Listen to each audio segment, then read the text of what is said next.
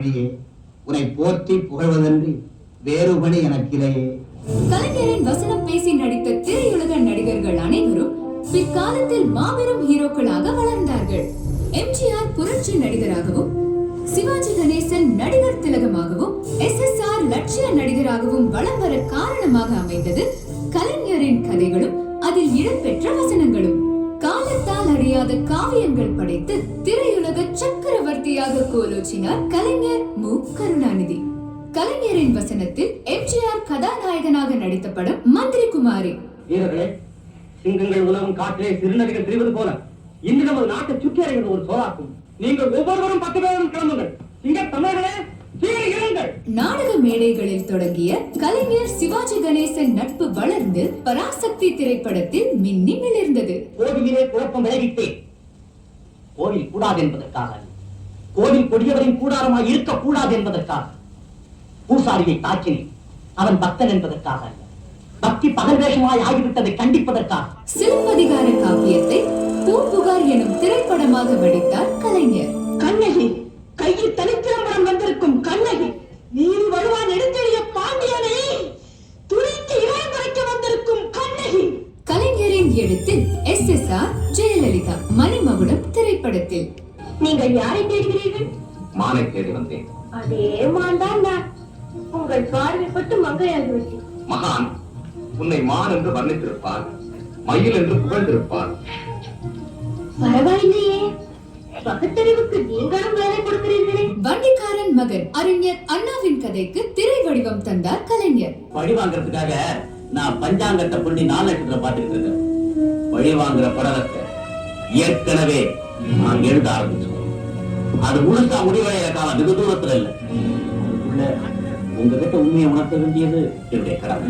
கலைஞரின் ஒரே ரத்தம் திரைப்படம் தளபதி மு. க. ஸ்டாலின் திரையுலகிலும் கொடி நாட்டினார். விஷவசு மாதிரி போட்டு இந்த சமுதாயத்தை கெடுத்து வச்சிருக்கிறது சாஸ்திரங்கள் சம்பிரதாயம் தான். அதைத்தான் முதல்ல சொல்றாங்க. உழைக்க ஒரு வர்க்கம், உண்டு கலைக்க ஒரு வர்க்கம். இந்த சமுதாயத்தை மாத்த ஒரு பெரிய புரட்சியை பண்ணணும். கலைஞர் தனது 87வது வயதில் படைத்த 75வது திரைப்படம் இளைஞன். திரைப்பட பாடல்கள் எழுதுவதிலும் தனது முத்திரையை பதித்தார் கலைஞர்.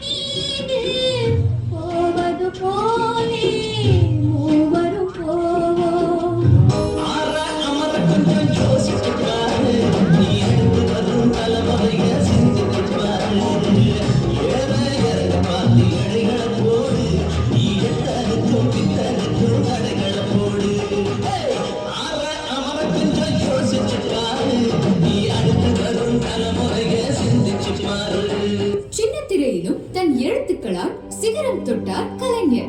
கலைஞரின் ரோமாபுரி பாண்டியன், கலைஞரின் தென்பாண்டி சிங்கம், கலைஞரின் ராமானுஜர். ஜீவகாருண்யம் நம் உடம்பில் ஊறிய ஒன்று.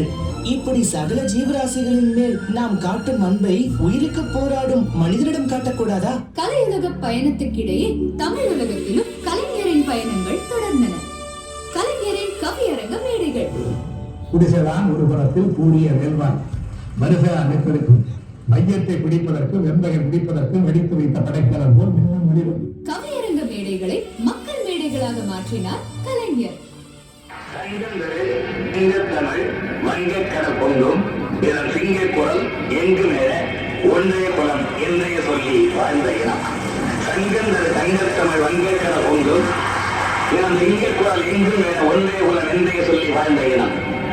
கலைஞரின் இலக்கிய படைப்புகள், சமூக புதினம், வரலாற்று வரலாற்று புதினம், உரை ஓவியம், தமிழ் இலக்கியம், சிறுகதைகள், தன் வரலாறு, சமூக நாடகங்கள், வரலாற்று நாடகங்கள், நூற்றுக்கணக்கான கவிதைகள், பல்லாயிரக்கணக்கான கடிதங்கள் தீட்டினார். கலைஞரின் தமிழ் நாடறிந்த தலைவராக அவரை அடையாளப்படுத்தியது.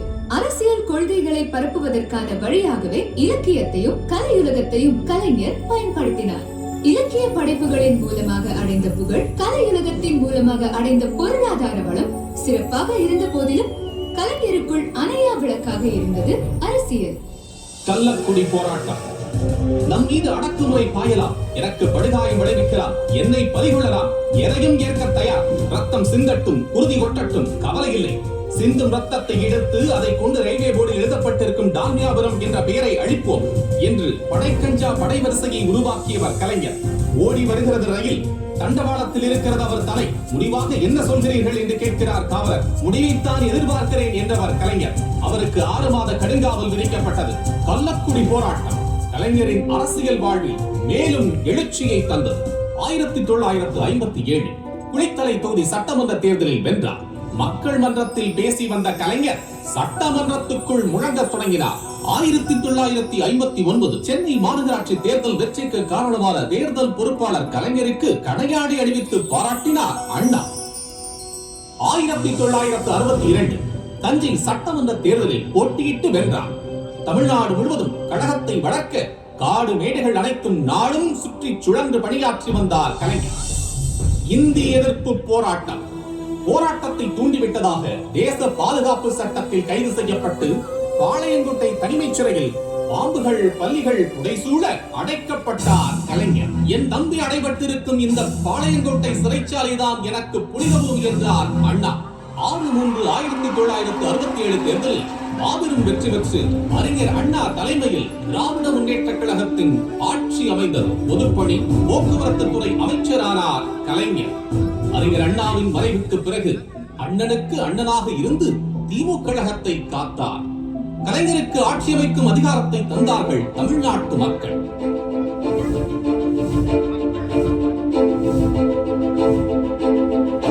கருணாநிதி என்னும் சட்டப்படி அமைக்கப்பெற்ற ஆட்சி அதிகாரம் தன் கையில் கிடைத்ததும் தான் வாழ்நாளெல்லாம் என்னென்ன செய்ய வேண்டும் என்று திட்டமிட்டு இருந்தாரோ அவை அத்தனையையும் நிறைவேற்றி காட்டினார் கலைஞர். நான் முதலமைச்சராக கோட்டையில் இருந்தாலும் அங்கிருந்தபடியே குடிசைகளை பற்றியே சிந்திப்பவன் என்று சொன்னார். முதன்முறையாக ஆட்சியில் அமர்ந்த முதல்வர் கலைஞர். பிற்படுத்தப்பட்டோருக்கு இடஒதுக்கீடு உரிமையை பெற்று தந்து உருது பேசும் இஸ்லாமியரையும் பிற்படுத்தப்பட்டோர் பட்டியலில் இணைத்து இஸ்லாமியருக்கு 3.5%, அருந்ததியினருக்கு 3% உள்ஒதுக்கீடு தந்து சமூக நீதியில் மாபெரும் புரட்சியை செய்தார் கலைஞர். முதலமைச்சர் நான் சட்டசபையிலே சொன்னேன், நான் என்னுடைய வாழ்நாளில் பிற்படுத்தப்பட்ட மிகவும் பிற்படுத்தப்பட்ட தாழ்த்தப்பட்ட மக்களுக்காக தொடர்ந்து பணியாற்றுவேன், போராடுவேன். அனைத்து சமூக மக்களும் நல்லிணக்கத்தோடு வாழ தமிழ்நாடெங்கும் தந்தை பெரியார் நினைவு சமத்துவபுரங்களை உருவாக்கினார். குடும்ப சொத்தில் பெண்களுக்கு உரிமை, திருமண நிதியுதவி, 33% இடஒதுக்கீடு, அரசு பணிகளில் 30% இடஒதுக்கீடு என மகளிர் நலன் காத்தார் கலைஞர். பெண்களுடைய வாழ்க்கையிலே விளக்கேற்றி வைக்கின்ற இந்த காரியத்திற்கு இந்த ஆட்சி எல்லா வகையிலும் நிதியை எப்படி சேர்க்க முடியுமோ அப்படி சேர்த்து உதவும் என்ற உறுதியை இங்கே நான் தெரிவித்துக் கொள்கின்றேன். மாற்றுத்திறனாளிகள் நலனிலும் திருநங்கையர் மேம்பாட்டிலும் கலைஞரின் பணி மகத்தானது. நாட்டிலேயே முதன்முறையாக சென்னையில் டைடல் பார்க்கை உருவாக்கி தகவல் தொழில்நுட்ப புரட்சியை உருவாக்கினார். தென்குமரி கடலில் ஐயன் திருவள்ளுவருக்கு வானுயர சிலை வைத்தார் கலைஞர். அறிஞர் அண்ணாவுக்கு 100 விழா கண்டார். அவரது நினைவாக சென்னையில் நூலகம் அமைத்தார். தமிழ் மொழியை செம்மொழியாக்கி அன்னை தமிழுக்கு அணி சேர்த்தார் கலைஞர்.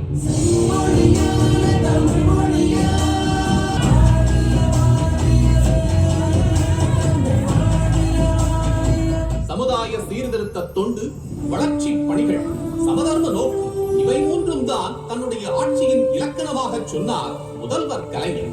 அந்த வழியில் ஆட்சி நடந்தது. அனைத்து துறைகளும் ஒரு சேர வளர்ந்தது.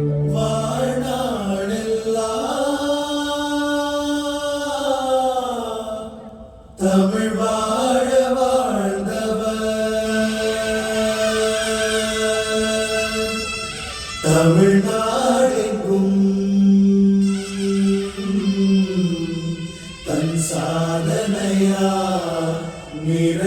வா